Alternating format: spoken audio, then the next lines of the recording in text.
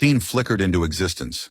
A tense, sterile tableau bathed in the harsh glow of an operating room. Doctors, masked and grim-faced, moved with desperate urgency, their focus locked on a tiny, fragile form, a premature newborn fighting for every breath. In a separate room, down the quiet hospital corridor, lay Diane, her face etched with exhaustion and worry. A nurse gently wheeled her out, guiding her toward a room where, behind a clear pane, a baby human lay encased in an incubator, a tangle of IV lines and medical equipment clinging to its tiny body. This was Chloe, Diane's baby, and the sight of her, so vulnerable and hooked up to so much machinery, hit Diane like a punch to the gut. The world seemed to shrink to that tiny glass box. Later, a list of potential ailments, a grim menu of possibilities was presented to her. Chloe, they called the baby.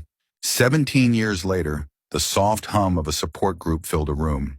A gaggle of mothers, their faces a mix of pride and palpable sadness, listened as the facilitator spoke. In just a few weeks, their so-called special condition kids were headed off to college, a bittersweet moment that meant a long stretch of separation. Most of the moms were tearing up, a real emotional mess. But amidst the sniffles and misty eyes, one woman stood out, completely stoic. It was Diane. No tears, no visible pang of separation anxiety. When someone finally asked her about it, Diane just smiled, a calm, unwavering thing. She knew her daughter was tough as steel, nothing to fret over with her decision. And just like that, the scene shifted, dissolving into the quiet mourning of the very girl in question. Chloe was just stirring awake, her long, flowing hair fanned out on the pillow. Her legs, however, were still, a stillness that meant her trusty wheelchair was her constant companion. Her day kicked off with a routine as familiar as breathing. First, a thorough slathering of cream all over, then a handful of pills swallowed without a second thought. Next, a quick jab to check her blood sugar.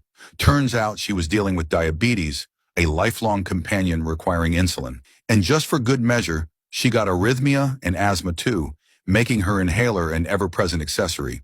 But for Chloe, these weren't limitations. Life flowed smoothly, thanks to Diane, her ever-attentive mom, who seemed to anticipate her every need. That's how it had been for 17 years, a perfectly choreographed dance between mother and daughter. Despite the physical shackles, Chloe's mind was anything but. She was sharp as a tack, a total brainiac. Even though her education was all homeschooling, she devoured it, soaking up knowledge like a sponge. She could even build a PC and fix any busted electronics around the house, a real whiz. Her one big dream was to get into the University of Washington. She'd applied, of course, and every single day she'd wait, heart fluttering, for that coveted acceptance letter. But the mailman never delivered the good news.